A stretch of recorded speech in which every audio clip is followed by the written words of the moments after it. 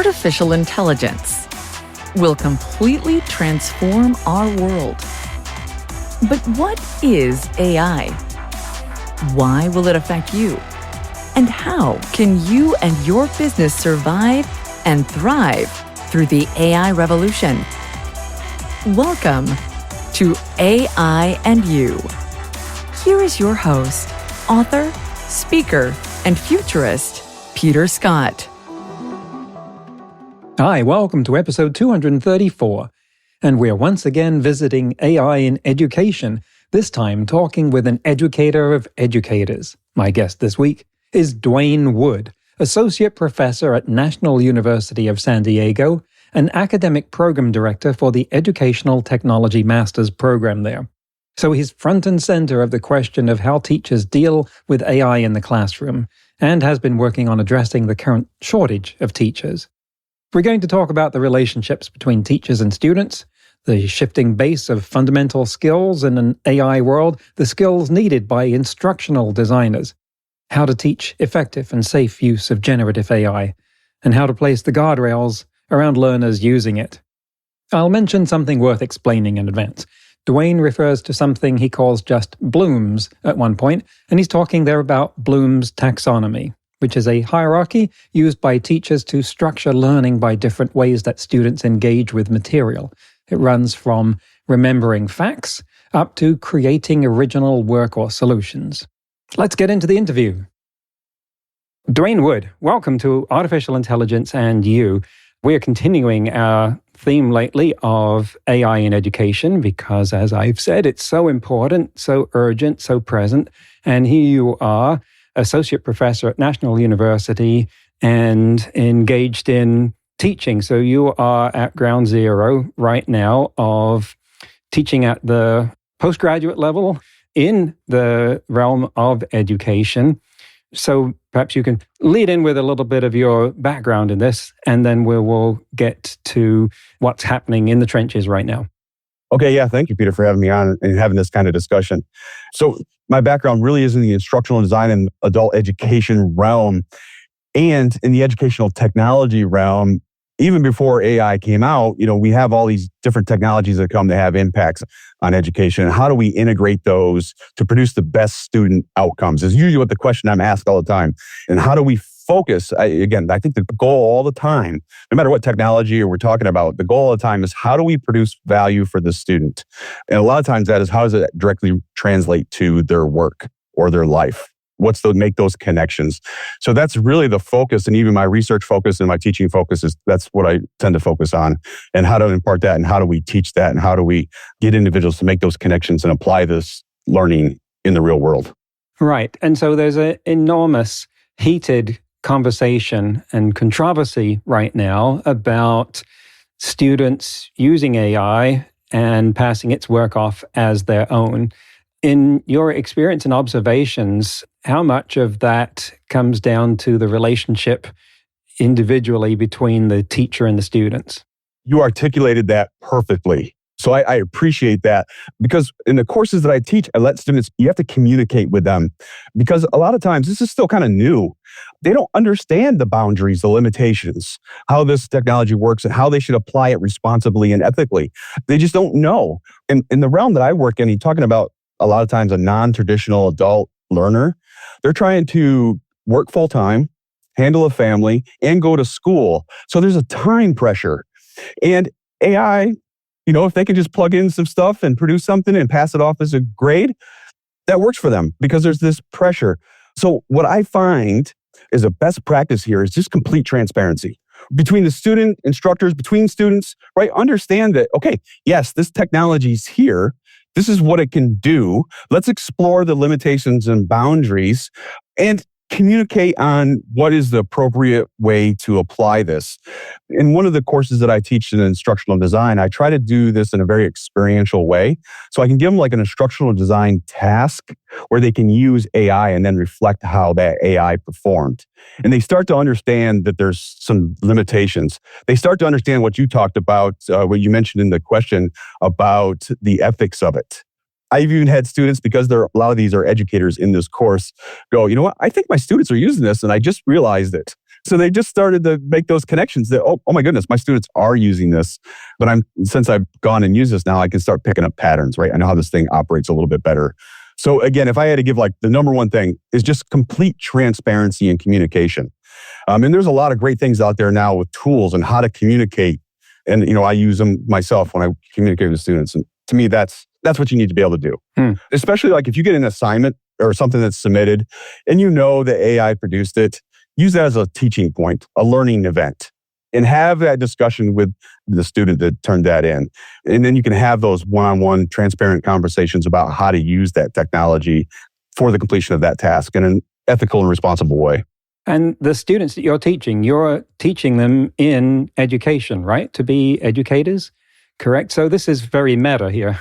Yeah, and what's really great, again, the approach I take to teaching is I have this idea that if I'm not providing information and skill development that you can apply directly to your world of work or your life, I'm wasting your time.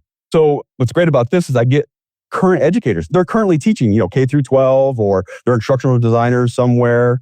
So I can have them do an authentic, as much as we can, within their own context. So they get this real, like almost as close as we can make it, a real world experience and how to use this technology. Again, as a teacher, there's always this intrinsic value when you see the light bulb go off, right? With your students, like, oh, that makes your day. It makes your week when you see that happen. Yeah, so that's, again, authentic. And one of the things I've found with integrating this technology into an educational context is the best practices in education, like instructional strategy we may apply, still apply. They're still best practices, but the way we put them and how we implement them has to adjust a little bit. Right. That's, to me, there's a couple big takeaways there. So with you educating future educators, there's got to be this kind of hall of mirrors effect here, in that they can, on the one hand, see, I could use AI to game my grades and diploma here. On the other hand, I'm going to go out in the world where I'll be on the other side of that, and how will I deal with it? So what are those discussions like? Are they coming to you going, help? Or how far has that conversation progressed?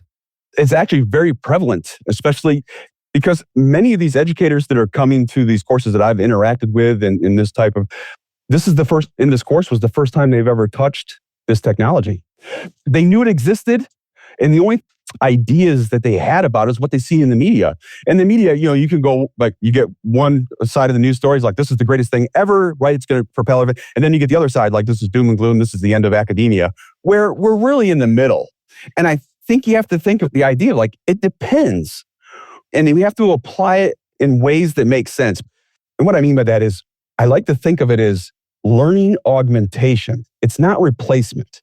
But we have to understand our students that are using this, are they using it in a way that is just replacing their thinking? Or are we using it in a way that's actually augmenting their thinking? And that comes down to, in my mind, instructional design.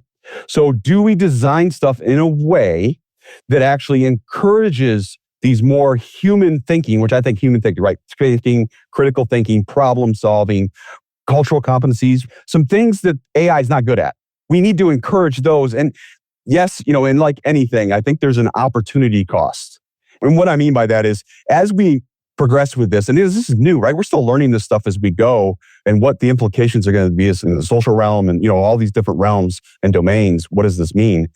But the idea there is to, again, augment. And how do we do that in a way where we're not going to diminish a skill like critical thinking? Maybe writing skills will start to diminish. But are we okay with that as an opportunity cost if we can increase critical thinking skills? Because this tool's available. And maybe an analogy here is, how many of our current generation can drive across country using a map?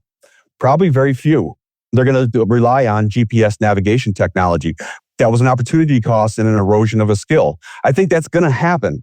But I think we have to actually, what skills are we wanting to retain and improve? And in my mind, it's those critical thinking, problem solving, creative thinking. It's just normally human intellect that'll never be replaced by a machine, at least in my mind. So we have to encourage the development of those skills. Information literacy, right? I mean, especially nowadays. I talk to some of my students. A lot of my students are almost the same age I am, right? So when we talk about it, like, in our day, we were trying to find information. We had to go to a physical library and pull out a card catalog and go look up information and go find it. So the source was not as much of a concern. Well, today, I got almost unlimited information at my fingertips in my palm. But how much of that is good information? How do I apply skills to know if that information is good? And those are some skills that I think maybe we're lacking now. And, you just scroll through the news feeds you get. And Right. I like to do that as an exercise. I like to go through, like, what questions do I have about this? Why wouldn't this be a credible source? That's some skills I think we need to encourage. And we can use AI to do that as part of the educational process.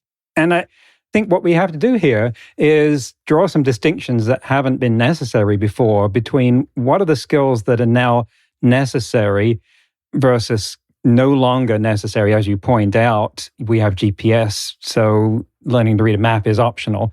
And how do we distinguish that from the assessment of those skills? And so it's important to forget some skills by and large, because then that's the only way we make room to learn other things, is by forgetting how to, or most of us forgetting how to, or never learning how to sharpen a plow, cobble shoes, and repair internal combustion engines and other things that we have less need for. On the other hand, we are now talking about things that get into the realm of looking like cognition, looking like essay writing is how we assess critical thinking. And so, like, one analogy for that could be with chess. If you were training someone to be a chess player, then a very lazy way of doing that would be by having them go off and play games and then say, let's see what you won.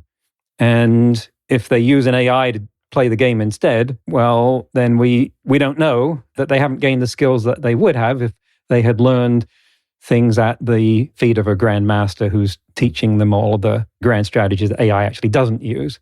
But that lazy way is the way that a lot of education has been working, because it was good enough to say, okay, well, here's 20 question, multiple choice, hand that in, we'll run it through the scanner, and there's your grade. Doesn't work anymore because AI is really, really good at passing those kinds of tests. How does instruction have to pivot, either in your classes or the ones that your students are going to be teaching? So that's like the belly button question, right? And how do we do that?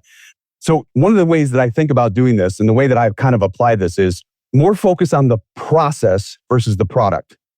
Like you mentioned, traditionally, we have this idea that we're going to approximate the student's knowledge and skill set by just evaluating a product using a rubric or a grading scale, and that we sign a grade and that indicates how much that student knows. I think there's a lot of problems there, especially in the age of AI. So we have to be able to structure activities. I like to call them activities. You call them assessments, right? As we go through it, where we have multiple points that we can almost in the vein of like a formative assessment. And we can help students navigate completing a task and understand their critical thinking, creative thinking, their cognitive effort within those stages.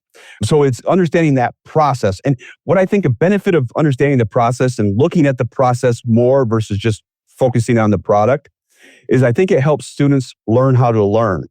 And that is a critical skill in such a rapidly changing environment, right? I mean, technology's improving so quickly. It's so hard as an instructional designer to keep up with all the different technologies that are out there without spending all your time just trying to keep up with it. However, if you want to learn, it's very easy to pick up those skills, what you need to do, and directly apply those and be proficient in really short period of time. And again, I like the idea of when you do this too, is I think you help with metacognition, in that I start to understand my own thinking, which is another critical skill that, as our society starts to change, is we start asking questions like, why do I think that? Do I think that because I had an emotional response to something? Or do I think that because I have some data? Or do I think of that because, 10 years ago I had this experience? Well, that's just a single experience. So we can start thinking about our own thinking, which is a part of critical thinking, right? And understanding why we believe that, or why do we think that's true. That's another skill that I think, actually, I know we can use AI to help that. One of the advantages I see is AI is very good at data, right? And just lots of information. So maybe the idea is getting away from knowledge transmission to knowledge application. And that could save a lot of time in the classroom. I don't have to worry about the exact specific knowledges, but what are the ways that we can apply knowledge? That's not domain specific, but it's a skill that's important and can be applied to any domain.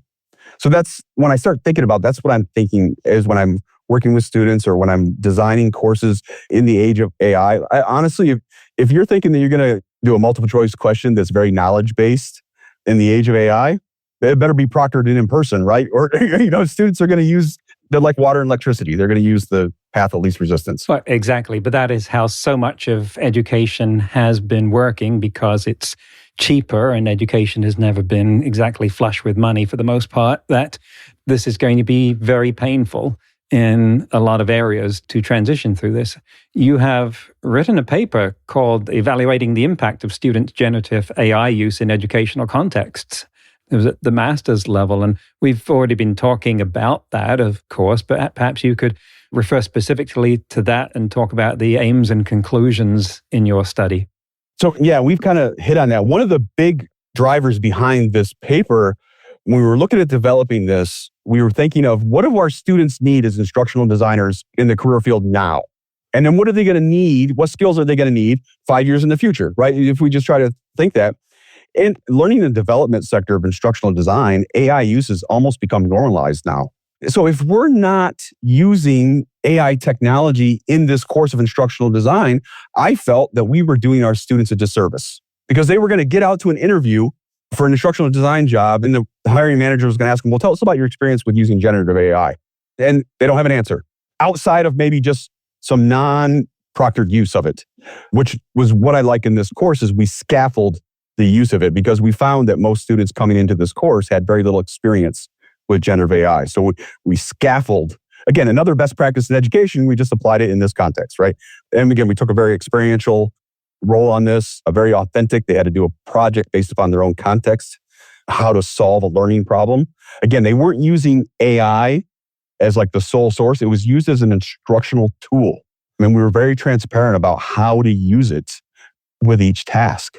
So they got some experience using it. And then towards the end of the course, the rules get less laxed and they start to expand on how they're using this tool, because now they got the baseline experience. They start to understand the boundaries and limitations. We've had discussions about the ethical, responsible use, copyright, all that stuff. So we've built that foundation while we're actually doing instructional design principles, gap analysis, needs analysis. We're doing that, but we're using AI as a collaborator. A brainstormer. And we turned, one of the things I liked what we did in this course is we turned the traditional discussion question. So if you take in any traditional higher education courses asynchronously, there's always a discussion forum, right? It's meant to be the social interaction piece of that type. Honestly, I don't like them because I think they fail to do what is intended, and they tend to become a check the box activity with very little applied critical thinking. So one of the ways I went into this is I said, look, let's make those discussion questions like educational labs. So we built these like laboratory exercises around AI in an instructional design context where they got to share results with their peers and then have discussions with their peers on the results and how that lab result would be applied in their real world context. At the end, students loved that. They thought that that activity was the greatest learning event throughout that course because it was peer interaction. It was active, right? They actually had to do it and it was authentic. Because the tasks, the labs they were giving were basically authentic tasks within the instructional design process.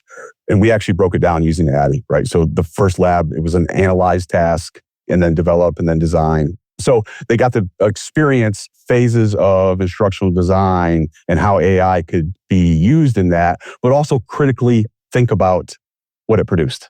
And then again, in the experiential way, every activity had a reflection. Because there's an old saying, and I forget who said it, but it said, reading without reflection is like eating without digestion. So I like to say experience without reflection is like eating without digestion. So you have to have that opportunity to reflect because we don't do it enough. So we built that into everything that students do. There was a reflection.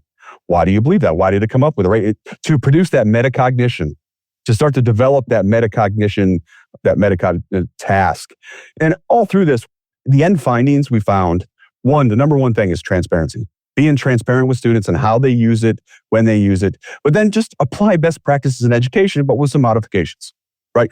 And we kind of talked about that. One is focus on the process, not the product. We did build a model to help us think about cognitive effort. We called it the AI ICE model.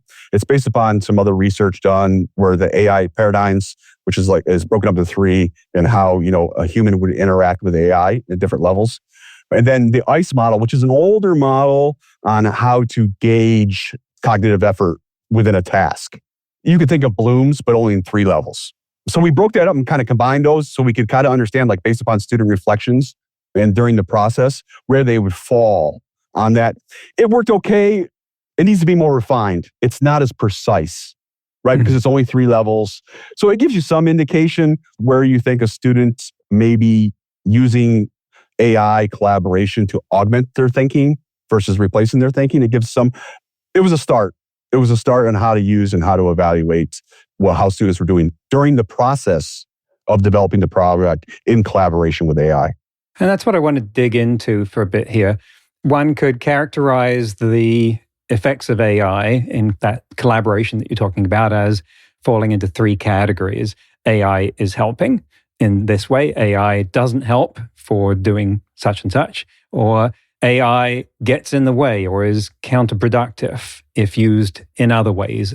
Is it accurate to say that your study here, that your work helps your students learn those categories? Yes. And to give you a little story, I had a student tell me after we did one of those lab exercises, I had a student tell me, I spent more time in drafting the prompt than if I just did it. Right. And I said, yes, think about that. Right. Again, in this course, we don't go into prompt engineering and go into all those details. It was just too much, right? It was more of this is how your students are using it. So how are you using this, and be able to recognize that?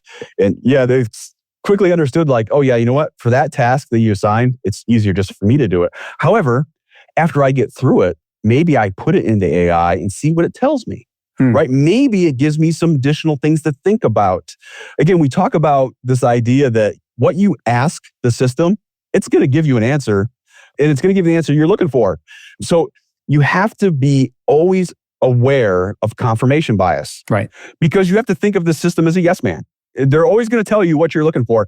One of the exercises we have them do is we have them change the verb and the tone of a request to see if they get different responses. So they can start to see that, yes, it's just producing what you want.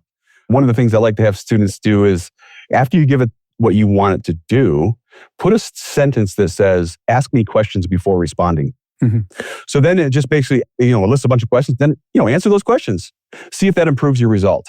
Now you start to have a little more of a conversation with the system versus the single input, copy and paste type activity. Right. And that's usually a light bulb moment too. And what I wonder is whether it's possible yet to start describing the boundaries between those categories in any formal way so that we can help people understand here are the guardrails. Because this is a fiendishly difficult thing to do. I teach classes on how to use generative AI, and it is mostly experiential because categorizing where hallucinations are more likely is a very abstract kind of description that does not do much for anyone reading it. And I say, look, it's much more productive to just try this and then you will get a better handle of it. But the descriptions that encapsulate that are so meta, they're virtually useless. At least what I've encountered so far. But these are really important. How do you bump up against that kind of necessity? That was one of the challenges. And when you try to picture this in a model, and I like to tell my students, all models are wrong. They just give us a way to think about our context, right? Because they're just under ideal conditions. Because just like you said, those lines in between the different categories are very, very blurry. Right? And you always want to put the term in there. Well, it depends. And honestly, it does. And it's very difficult. Again, what I found is the exact same thing you found. The experiential way is kind of the way to do it. And then reflect on what happened. Trying to give I wish I could remember the gentleman's name, that one of the models that I use for communication, Leon, and I can't remember his last name. It's called the AI scale. And it's broken down into a way to communicate to your students the limits of AI use within a specific task so that you can create these boundaries for them. And then once they do it and they understand they're within this boundary, they start to become a little more concrete than this just abstract idea. And I think we're starting out with this in very abstract terms. It's hard to grasp it. How do we put it into a box that's concrete and we can look at it, experiment with it, play with it, and then start to understand, where these blurring edges are. So that's when we talk about transparency, is giving those artificial boundaries up front and then slowly start to expand on that as your users become more aware of how the system works. And again, how do you do that? Well, I'm not just going to lecture about it because it's not going to make any sense, right? It's, hey, try this. What was your result? I like to have students use multiple different AI platforms, ChatGPT, Perplexity, Claude. Try the same task in different ones and see what you get and do a comparison between the different results that you get. There was one of the things we struggled with. We almost threw the model out when we were thinking about this because we're like, it doesn't fit neatly. And it's probably one of the reasons it's not precise. It's because, well, one, it's just 3 levels, right? I mean, it's big buckets. We need much smaller buckets to try to think about be a little more precise. But the edges are blurry and the context matters. And again, we applied this in a very specific context. We got a little more control over that. And we had some rubrics to help us think when we got stuff to think through it. So again, we put up our own artificial boundaries on it. But we understood those and our students understood those. And we're having very similar experiences here. And it's good to at least be validated that I'm not missing out on something. But it always feels a bit unclean, embarrassing to be saying that, hey, there aren't really any concrete descriptions of this, and you've just got to get the feel of it. And maybe, just wild speculation here, maybe it's something where concrete boundaries won't or don't exist because that's what AI is good at finding. And we're talking about something that is by definition outside of the boundaries of AI. So maybe that means that those boundaries or the descriptions of them aren't concrete. Yeah, I think it's fluid. It's based upon the context. And, just one of the aspects coming into it is the learner already experience. One of the things that I've seen too is domain knowledge.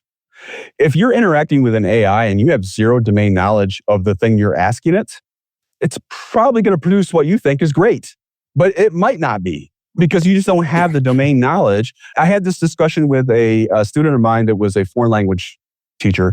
And one of the things we were discussing was, could I have students use this to help translate instructions and just to help with the process?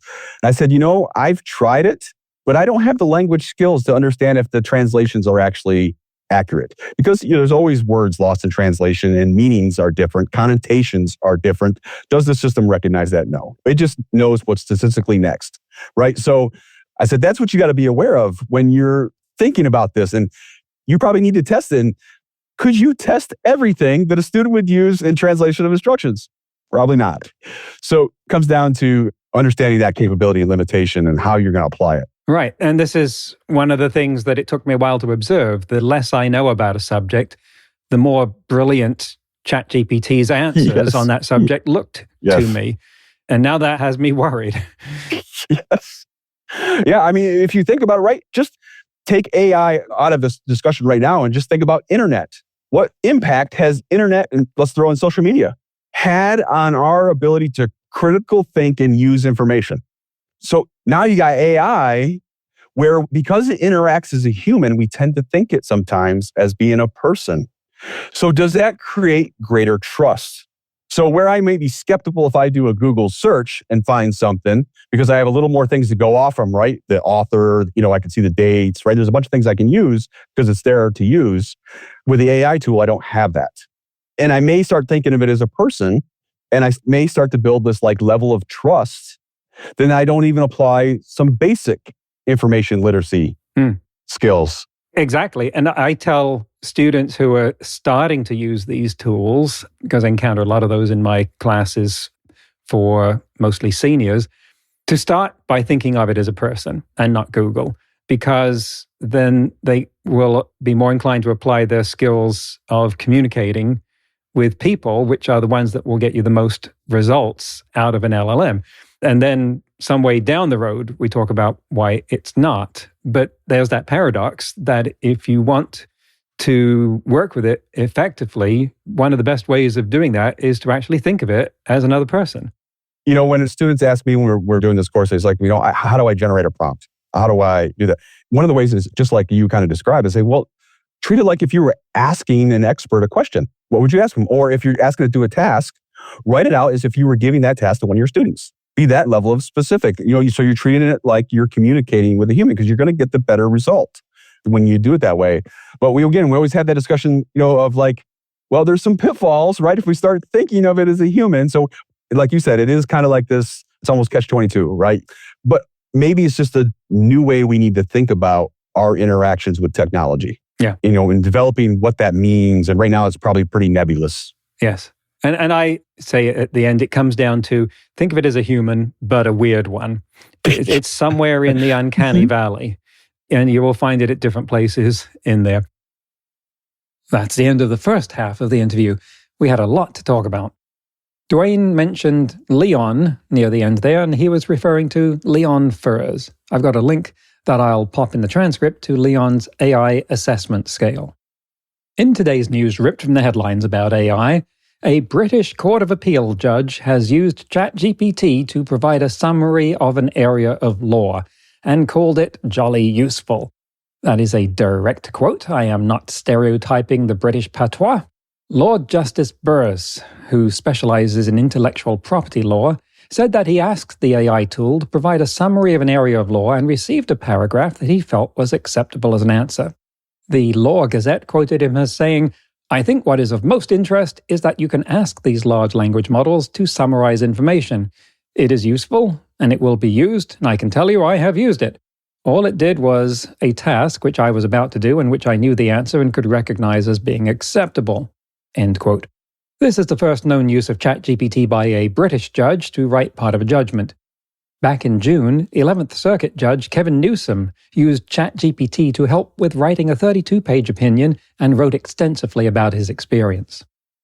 Next week, we'll conclude the interview with Dwayne Wood, when we'll talk about the possible impact of AI on essential learning skills, the difference between technical and tactical competence, the in-person educational experience, and how Dwayne sees things changing in the next year.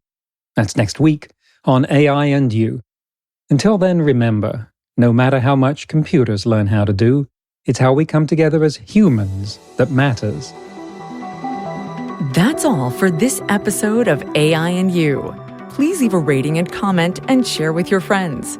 Get the book Artificial Intelligence and You and see more videos and articles at aiandyou.net. That's aiandyou.net, where you can also send us your questions. Thank you for listening.